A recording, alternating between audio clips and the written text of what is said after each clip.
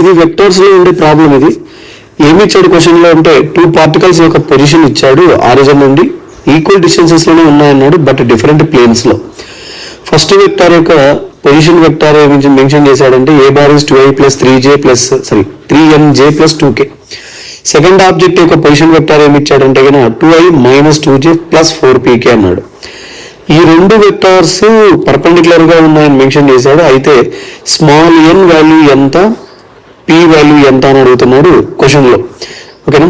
First of all ఇచ్చిన question లో meaning ఏమి అంటే they are at equal distances from the origin అంటే అర్థం ఏమంటే మ్యాగ్నిట్యూడ్స్ ఇద్దరివి సేమ్ అని మీనింగ్. ఏమి?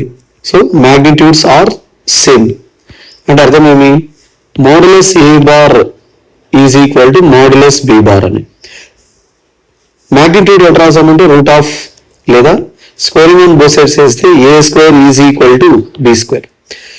సో ఏ స్క్వేర్ అంటే దీని యొక్క కాంపోనెంట్స్ సమ్ చేసి స్క్వేర్స్ చేసి సమ్ చేయాల అంటే ఏం చేయాల, components 2 square plus 3n whole square plus 2 square is equal to బికి సంబంధించిన కాంపోనెంట్స్ ఏమంటే 2 square minus 2 whole square plus 4p whole square, 4 plus 9n square plus 4 is equal to 4 plus 4 plus 4p square అవుతుంది. 16p square అవుతుంది అనమాట. ఇది ఇక్కడ same quantities 4 cancel అయిపోతాయి. ఏమొస్తుంది అంటే 9n square is equal to 16p square వస్తుంది. So what is n అంటే square root of 16/9p square. Square root value ఎలా రాయొచ్చు అంటే plus or minus 16√4 9√3 into p plus or minus అని రాసుకున్నాయి ఇక్కడ రూట్ వాల్యూస్. ఎందుకని తర్వాత చూద్దాం. అంతేకాదు ఈ రెండు వెక్టార్స్ ఏమన్నాడు పర్పెండిక్యులర్ కూడా అని అన్నాడు. సార్ పర్పెండిక్యులర్ అంటే వాళ్ళిద్దరి యొక్క డాట్ ప్రోడక్ట్ ఏమవుతుందంటే 0 అవుతుంది. So a bar b bar రెండు డాట్ ప్రోడక్ట్ చేయాలి. Sir 2i plus 3n plus 2k, 2i plus 3nj plus 2k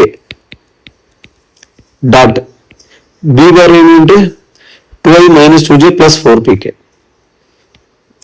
2i minus 2j plus 4pk క్యాబ్ ఈజ్ ఈక్వల్ టు 0.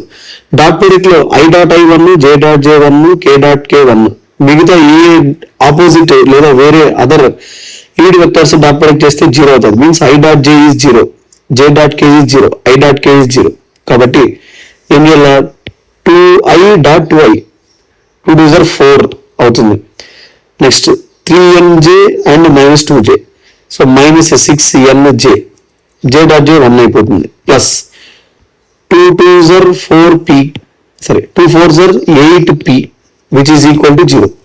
ఇందులో నుంచి నేను 2 కామన్ తీసేస్తే 4p minus 3n is equal to minus 2 లేదా plus 2 is 0. Okay, ఇప్పుడు ఇది నేను n ప్లేస్ లో నేను ఈ వాల్యూ సబ్స్టిట్యూట్ చేయాలి. అది కూడా ప్లస్ ఆ మైనస్.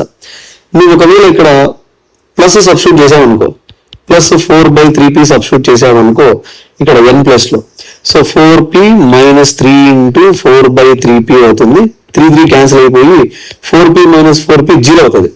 అంటే n p వాల్యూస్ రావప్పుడు. అందుకే ఈ ప్లేస్ లో నేను ఏం చేయాలంటే కదా ఏమి n ప్లేస్ లో మైనస్ 4/3p సబ్స్టిట్యూట్ చేస్తున్నాను. నేను చేస్తే 4p minus 3 into minus 4/3p plus 2 is equal to 0. 4p ఇక్కడ ఏమేమి క్యాన్సిల్ అవుతాయంటే 3 3 క్యాన్సిల్ అవుతుంది. So minus of minus plus 4p is equal to okay minus 2. 4p plus 4p 8p which is equal to minus 2. Then p is equal to minus 1/4.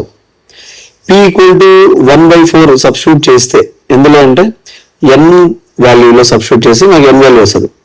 So n is equal to formula value ఏమంటే 4/3p.